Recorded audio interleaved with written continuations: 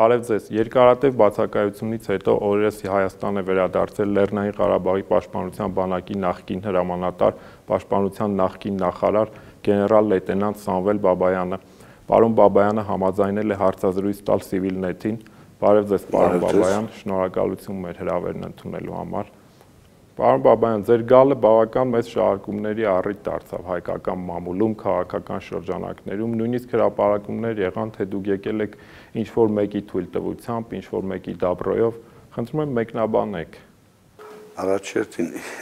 51 տարեկան եմ, ես կյանքում դաբրոյով չեմ զբաղվել։ Ես ոչ մեկի դաբրոյով չեմ ապրել։ Ես գտնում եմ այն օրը, որ ես պիտի դաբրոյով ապրեմ, լավն է չապրեմ այլևս, սա առաջինը, երկրորդը այդ մարդիկ, ովքեր դրա մասին խոսում են, իրանք հենց դաբրոյով են ապրում մեկ, իրանց արշինով են չափում, սա առաջինը, երկրորդը ստրուկ են, էլի, հոգեբանության, իրանց թվում է, որ բոլորը իրանց նման ստրուկներ են, ես դրան երկար չեմ անդրադառնա, դա իրանց պրոբլեմն է, ով ինչ ուզում հայտարարի, ինչ անում, ես ձեզ վստահեցնում եմ, որ ես դաբրոյով չեմ ապրում, առաջնորդ եմ մեռնել, բայց ոչ դաբրոյով ապրել։ Ձեր գալու հետ կապված հիմնական շեշտադրումները 4-օրյա պատերազմի հետ են կապված եւ 4-օրյա պատերազմից հետո բավական շատ շահարկումներ կան, նաեւ տարբեր գնահատականներ, արդյոք մենք հաղթեցինք, մենք պարտվեցինք եւ այլն, ու նաեւ արդյոք դա բլիցկրիգ էր, թե բլիցկրիգ չէր, Ադրբեջանը արդյոք նպատակ էր դրել ավելի մեծ նվաճում անելու եւ ձախողվեց նրա պլանը եւ ձեր գնահատականը ինչպիսին է։ Իմ գնահատականը հետևյալն առաջերտին, որովհետև բրեզկլիկ կամ այլ ձևակերպումներ պատերազմ, ես դա չեմ անվանի, դա եղել է դիվերսիոն գործողություն, որտեղ հակառակորդը քայլեր է ձեռնարկել դիվերսիոն պատժիչ, ոնց որ մերոնք են ասում գործողություն կատարելու, որտեղ ինքը ստացել է անսպասելի հաջողություն, անսպասելի, հենց իրանց համար։ Դրանից հետո փորձել են այդ հաջողությունը ամրապնդեն։ Իրանց ռեզերվային երկու բրիգադը, երկու կորպուսի, որտեղ դա երկու կորպուս են տարբեր ուղղությամբ աշխատում են, երկու կորպուսը ամրագրվել են, ամրապնդվել են այդ դիրքերում, արդեն ամսի 2-ին երկրորդ կեսից հետո մենակ փորձել են վերականգնեն, նախարձակում անցնեն ու վերականգնեն կորցրած դիրքերը, որտեղ ինչ-որտեղ հաջողվել է, ինչ-որտեղ հաջողություն չեն ունեցել եւ այդ անհաջողությունը բերել է նրան, որ հակառակորդը օգտագործել է հրետանի եւ այդտեղ զոհված եւ վիրավոր տղաներին, եթե հոսպիտալներում, հիվանդանոցներում նայենք, կտեսնենք, որ 90%-ը բեկորային է։ Սա խոսում է նրա մասին, որ հակառակորդի ռազմավարությունը ինչ է լինելու եւ ոնց է լինելու։ Բայց դա չեմ համարում պլանավորված օպերացիա։ Դա պլանավորել են կորպուսի ղեկավար ռազմետ խմբերի իրանց փորձել դիվերսիոն գործողություններ կատարել, որտեղ որ անսպասելի թե մեր անտարբերություններ, թե մերոնք թուլացրել էին դիրքերը, թե ինչ պատճառներ է եղել, դա արդեն նախարարությունը պետք է հետաքննի ու հասկանա ինչ է կատարվել իրականության։ Փաստն է, որ մի կես ժամ, մի ժամվա մեջ այդ ամբողջ դիրքերը հանձնվել է։ Դա հենց հետո փորձել ենք վերականգնենք հարձակումներով, որն էլ բերել է այդ կորուստներին։ Պատերազմից հետո սկզբում խոսվում էր ինչ-որ 200-300 մետր տարածք կորստի մասին, հետո ավելի ուշ խոսվեց արդեն 800 հեկտար կորստի մասին եւ որոշ պաշտոնյաներ շտապեցին հայտարարել, որ այդ 800 հեկտարը ռազմավարական նշանակություն չուներ, նրանցից մեկը անգամ հայտարարեց, որ դրանք ամայի հողեր էին։ Դուք ինչպես եք նայում այդ 800 հեկտարը ինչ նշանակություն ունեին մեզ համար։ Ես չգիտեմ ով է մետրով չափել 800-ը, թե 1800։ Ինչ վերաբերում է այդ դիրքերին կոնկրետ Մարտակերտի ուղղությամբ, դա երկակի ռազմավարական կետեր էր, առաջին ապահովում էր այդ գյուղերը բնակչությունը ապրելու, դա այդ հողերը հենց բնական Ղարաբաղի սահմաններ, մենք դուրս ենք եկել մեր բնական սահմաններին Ղարաբաղի, երկրորդը տեղ այդ տարածքից մենք կարող ենք մեր բռան մեջ ալինում ամբողջ Հարթավարային Կիրովաբադից Միրբաշիրով Բաղդադով։ Հիմա դա մեկը համարում է ստրատեգիկ չի, այդ մարդիկ չտեսած ինչ են հասկանում, այդ ինչի համար է, ասենք մենք պրոստը հողեր ենք էլի գրավել, ստրատեգիկ չի, պրոստը գրավել ենք։ Ասենք չկան ոչ ստրատեգիկ դիրքեր։ Մանավանդ Մարտակերտի ուղղությամբ։ Սա միանշանակ է։ Բայց դա տրագեդիա չի, էլի, որ ես փորձեմ դրանից ինչ-որ քաղաքական ինչ-որ հարցեր դնեմ, որ հանձնեմ։ Պատերազմի ժամանակ կարող է հետել գնան, բայց պետք է դա մտածված լինի, այլ ոչ թե անտարբերությամբ, տակապահություն չլինի դիրքերում, փորձեն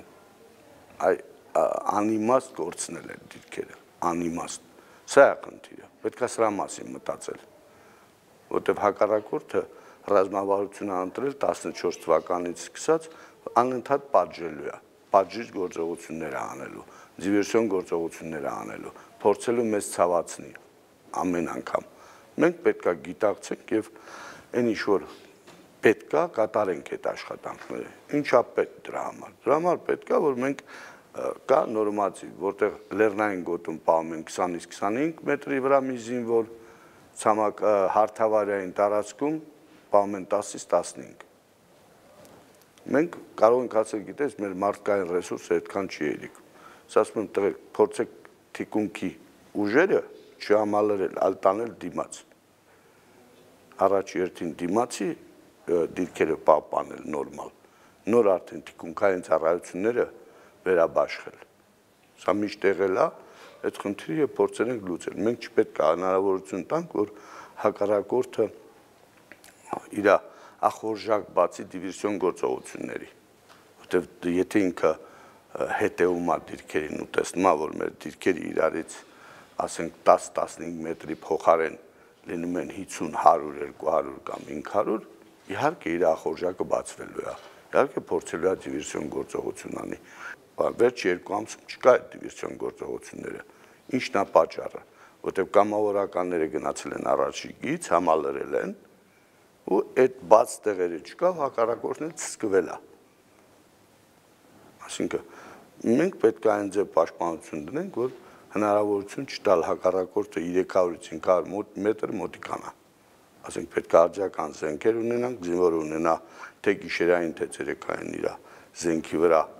սարքը, որտեղից որ ինքը հնարավորություն չի տալիս հակառակորդին շարժվի,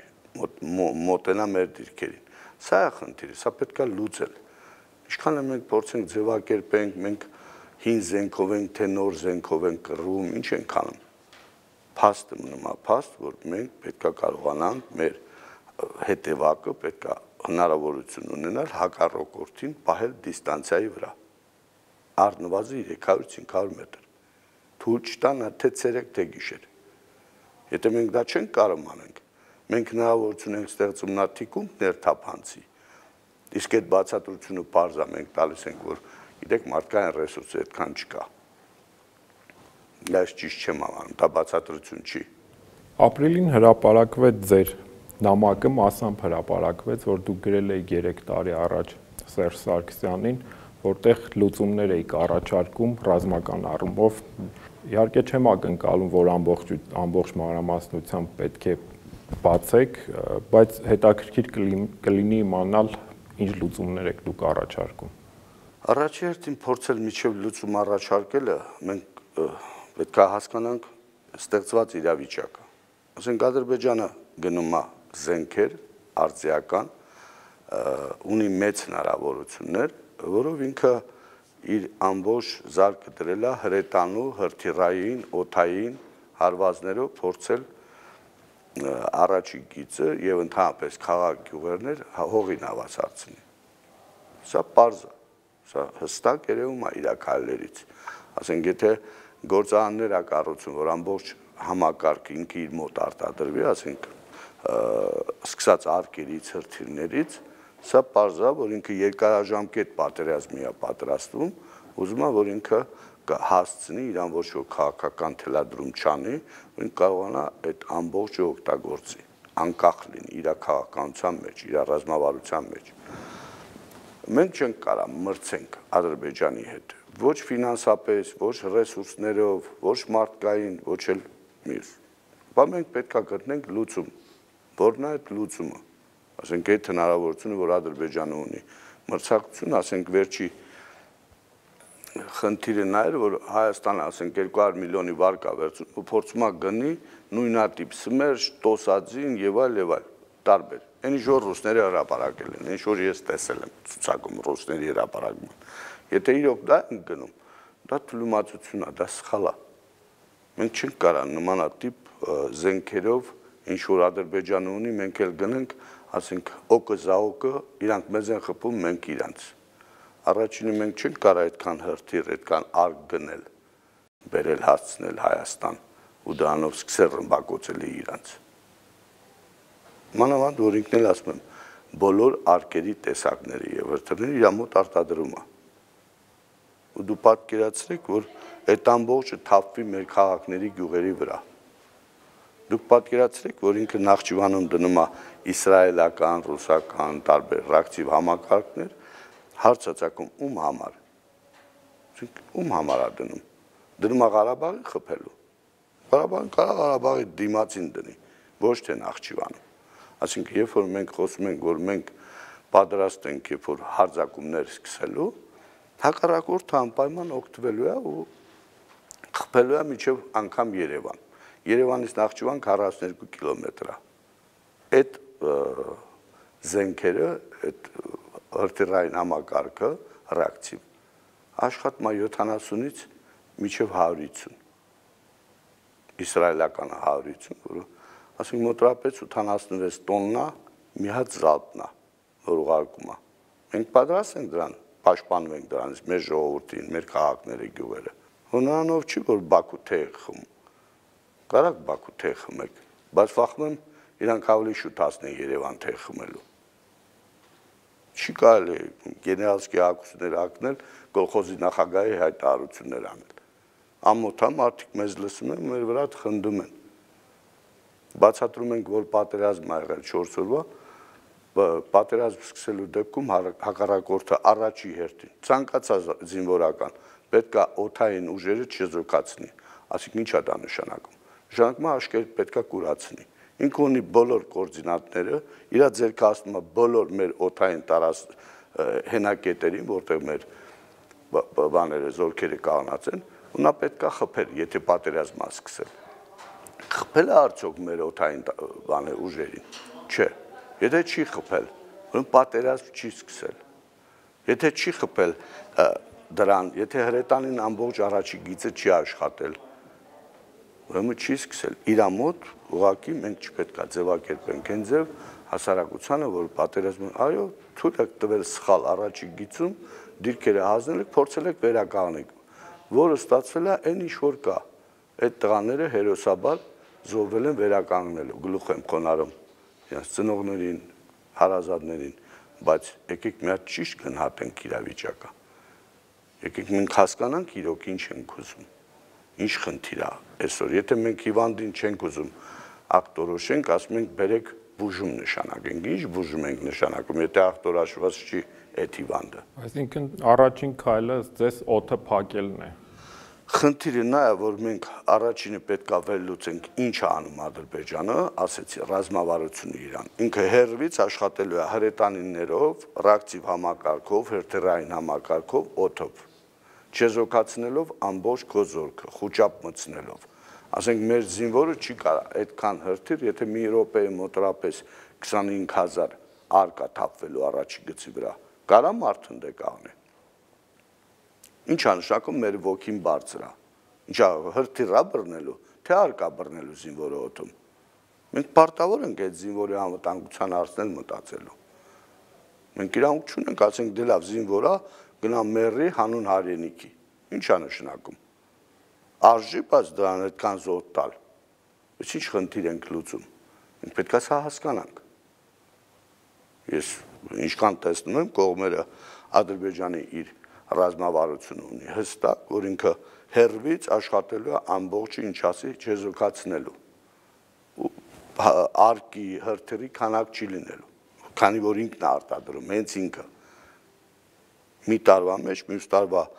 ամռանը արդեն ավարտվելու է բոլոր արկերի արտադրությունը։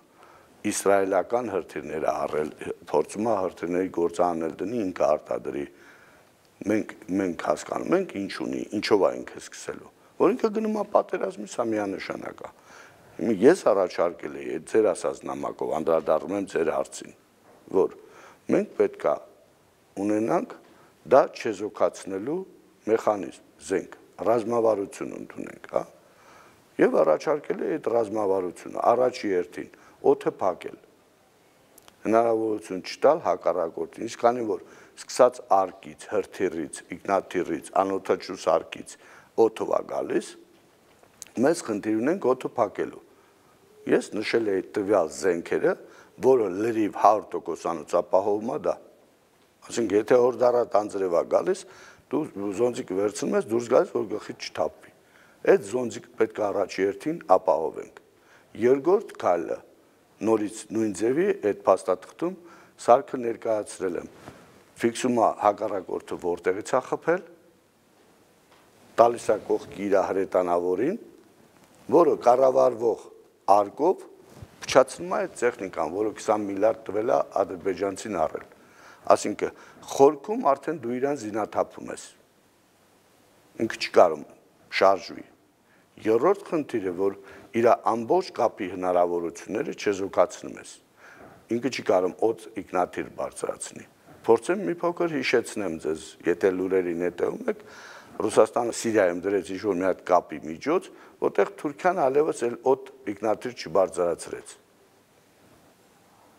Մենք ունենք ՕՏԳԲ-ի պայմանագիր, որտեղ Ռուսաստանը պարտավոր է պաշտպանական զենքերը մեզ տալ ներքին գներով։ Մենք մեր անվտանգության համար, եթե մենք այսօր չենք ծախսում, ասենք 500 միլիոն, մենք 15 միլիարդի քաղաքներ, գյուղերներ ու չհաշված զոհ վիրավոր հաշմանդամ փախստական ենք ունենալու։ Ուր ենք գնում, ոնց ենք ուզում դա այդ հարցերը որոշենք։ Հայաստանը սեփական բողջա չի, որ մանապոլիա անեք, դա էլ տնտեսության հարց չի, դա էլ չգիտեմ արտաքին, այդ անվտանգության ամբողջ ժողովրդի 3 միլիոն ժողովրդի անվտանգության խնդիր ենք լուծում։ Բացի դրանից 7 միլիոն ժողովրդի թասիբի հարց եք լուծում։ Այդ տենց չի, որ նստեք ասեք, գիտեք, դե այս մեկը 16 տարի է բացակա է եւ հետ է։ Մենք արդեն առաջ ենք։ Ես կարամ 50 տարի քնեմ, իրանք ինչքան աշխատեն, չեն կարա հասնեն։ Ես իրանք շատ լավ եմ, բոլորին ճանաչում։ Բոլորին։ Կարաս մի խնդիր դնես, ասես, այս կացանով գնա առաջ։ Ոչ ավելի։ Ես իրանք շատ լավ մակարդակ գիտեմ, մեկը չկա, որի մեջ չի աշխատել եւ չի եղել իմ ենթակայության տակ եւ չգիտեմ նրա ուղեղի չափսը։ Դա համար ես ուղղակի չեմ ուզում բարձր գորգորալ, արտահայտել, հնարավորին չափ չեմ արտահայտում այն ինչ որ գիտեմ։ Ես խնդրեի, որ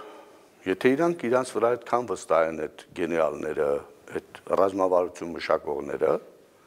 թե ստուդիայում ժողովուրդը լսին, թե փակ դռների հետևում։ Տեսնենք ինչ ռազմավարությունով եւ ով ինչ է առաջարկում։ Կաղնել ասել անվտանգության հարց ենք լուծում, այդ գումարը չունենք, կա տարբերակ մեր ինտելիգենցիան, քաղաքական գործիչները եւ այլ իրանց թվում է, որ իրանց տները, իրանց երեխեքը չեն դժվելու։ Կա տարբերակ, կարող է 18 թվի նման 20-րդ դարի Թիֆլիսից ղեկավար են Հայաստանը։ Եթե այդ մտածելակերպով են առաջնորդում, սա արդեն արխնդիր է, դա մասին արդեն պիտի մտածի ժողովուրդը։ Հնարավորություն տա Թիֆլիսից ղեկավար են, թե մի բանից իր հարցերը լուծի։ Ես սրա մասին եմ խոսում։ Ես եկել եմ լինեմ իմ ժողովրդի հետ, իմ ժողովրդի կողքին, այն ինչ որ գիտեմ արտահայտվեմ։ Եթե ունեն դրա դիմաց զենք, որ կարամ ես ինձ հերքեն, խնդրեմ, ոչ թե թերթերով անովնից կթռներին տակ խոսեն, դե եկելա լավ արել, դե կարող է գա կամ գնա։ Նույնիսկ եմ կգնում, դա ձեր սեփական ողջան չի, այս երկրի համար բոլորս լումա ունենք դրած։ Ու հարցը Ղարաբաղի հարց չի, ամբողջ հայոց պետականության սահմանները պաշտպանված լինել։ Մեկ ու մենք վստահ լինենք, որ ցանկացած ելքի դեպքում մենք հաղթելու ենք շատ փոքր նվազագույն կորուստներով։ Կարանք նման ռազմավարություն առաջարկեք, բացատրեք, խնդրեմ, չեք կարող, ընդունեք գոնե ինչ որ ձեզ են բացատրում։ Էս է իմ ասելիքը։ Պարոն Բաբայան, հունիսին ակնկալվում է, որ Հայաստանի, Ադրբեջանի նախագահները կհանդիպեն ու կարծես թե ինչ-որ բանակցային գործընթաց է վերսկսվել։ Դուք ընդհանրապես ինչպես եք նայում բանակցություններին, խաղաղության հաստատմանը եւ այս ամբողջ ընթացքում Հայաստանի դիվանագիտությանը, Ադրբեջանի դիվանագիտությանը, արդյոք մենք գնում ենք խաղաղության, արդյոք ճիշտ ճանապարհով ենք գնում խաղաղության։ Ես չէի ցանկանա ընդհանրապես խորանալ այդ հարցում ճիշտ ենք գնում, թե սխալ ենք գնում, քանի որ երբ որ խոսում ես մարդկանց թվում է, որ դու ուզում ես անպայման ռազմական։ Մենք կարող ենք դիվանագիտական ճանապարհով գնալ, եթե մենք ունենանք նորմալ, հստակ պաշտպանություն։ Ու հակառակորդը դա տեսնի մեր ռազմական շքերթների ժամանակ, մենք զսպենք հակառակորդի ախորժակը։ Այդ դեպքում հակառակորդը օդից իջնելու է գետնին, գնալու է փողզիջումների ու մեր քաղաքական դիվանագետներն էլ, որոնք հանդիպում են իրանց էլ լավ են զգալու, խեղճացած չեն զգալու։ Այդ դեպքում կգտնեն եզրեր փողզիջումային։ Բայց եթե մենք չունենք այդ հնարավորությունը, Ադրբեջանը լկտիացած արտահայտություններ է անում, չնայած ինքը այսօր պատրաստ չի պատերազմը սկսելու, հենց դրա համար է ինքը Ռուսաստանին զանգել, խնդրել պատերազմը կանգնեցնել, ոչ թե նրա համար, որ մերոնք ասում են մենք գնում ենք առաջ, համար կանգնեցին, չէ։ Իրանք պատրաստ չէին այդ պատերազմին։ Նորից եմ կրկնում, իրանց համար դա անանկնկալ էր։ Մենք պետք է ամեն ինչ անենք, որ դիվանագիտական խողովակով խնդիրը լուծվի, բայց նորից եմ ասում, եթե մենք չունենք վստահելի պաշտպանություն, ու հակառակորդը դա չի զգում իր կաշվի վրա, որովհետեւ դիվանագիտական հարց չի լուծվելու, քանի որ Ադրբեջանը ասում է ընդհանուր Ղարաբաղը իր ամեն ինչով տվեք, հլա ինչի՞ չի ասում, Զանգեզուրից էլ նենց մի հատ էլ կալիդոր պիտի բացենք դեպի Նախճիվան։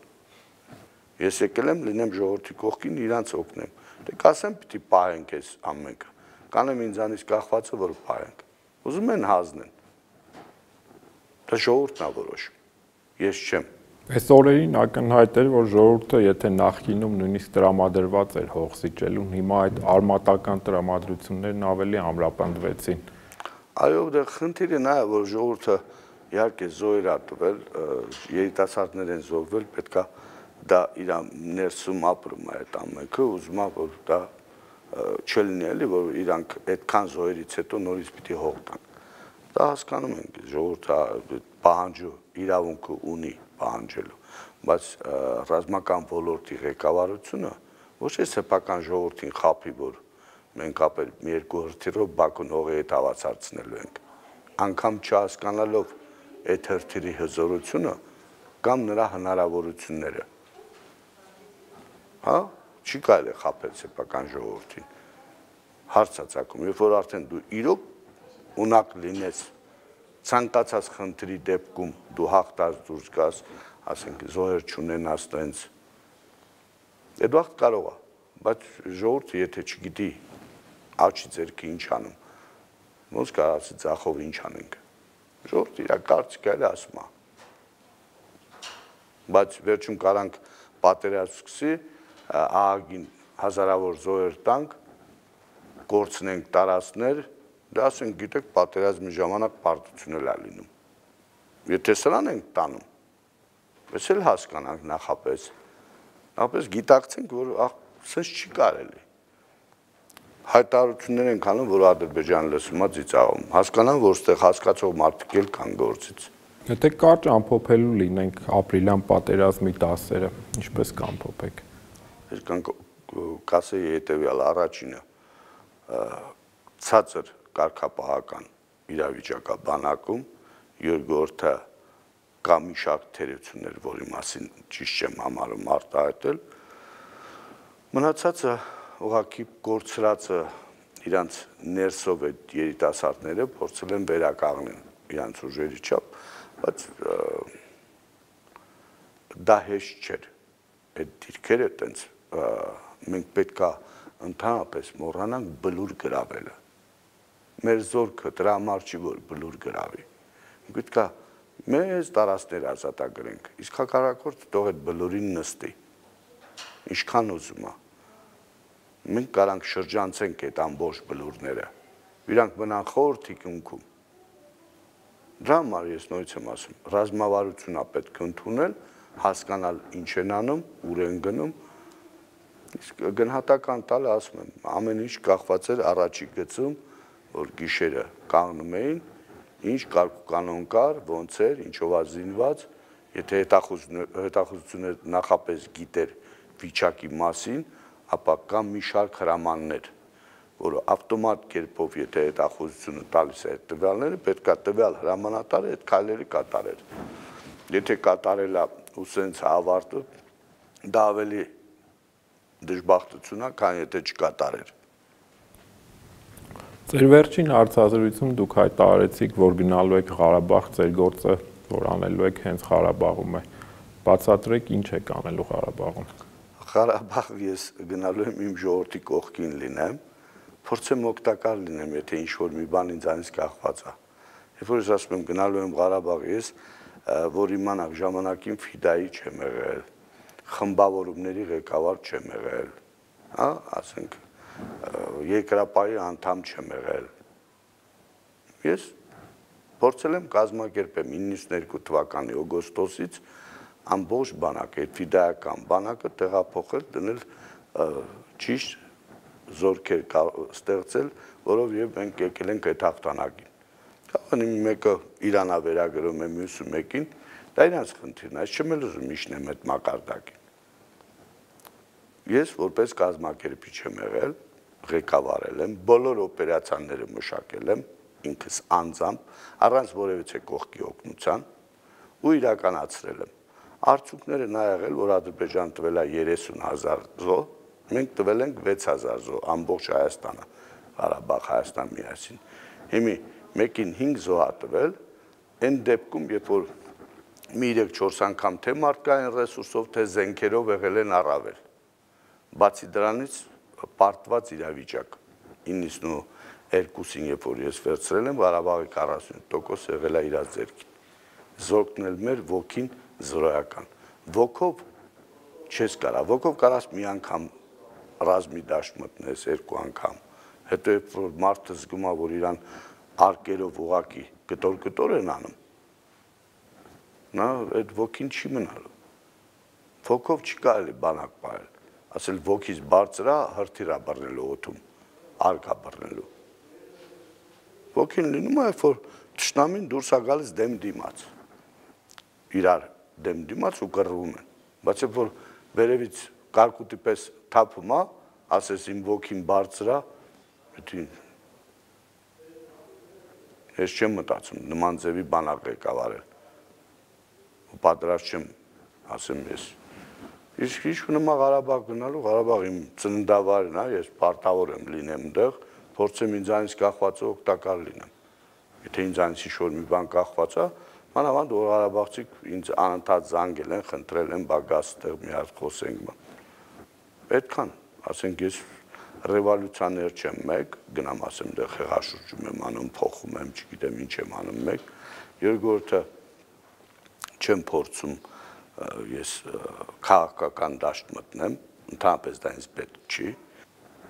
ես կարող եմ մենակ, եթե ինչ-որ քաղաքական ուժ կա,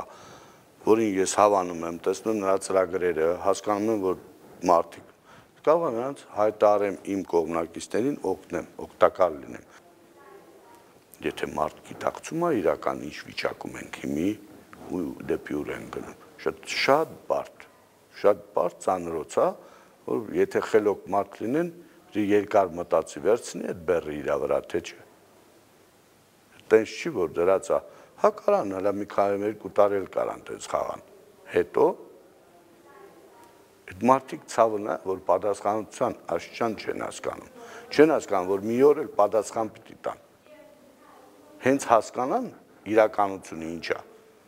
խելքից չի կտրում, որ տենց իրար ծեց են դեղ իշխանության գնալու համար, ես ոչ թե վախեցնում եմ, փորձում եմ ինչ-որ մութ գույներով կսեմ, այդ գրասկան տամ, որ տեսեք իրավիճակը, ես ուղղակի պարտավոր եմ արտահայտել են ինչ-որ իրականությունն է, ու պարտավոր եմ արտահայտել, ոնց կարանք այդ իրավիճակից հանգիստ դուրս գանք։ Ես դրա մասին եմ խոսում։ Շնորհակալ ենք, հիշեցնեմ մեր հեռուստադիտողներին, որ իմ հյուրն էր Լեռնային Ղարաբաղի պաշտպանության բանակի նախկին հրամանատար, պաշտպանության նախկին նախարար գեներալ լեյտենանտ Սամվել Բաբայանը։ Կհանդիպենք։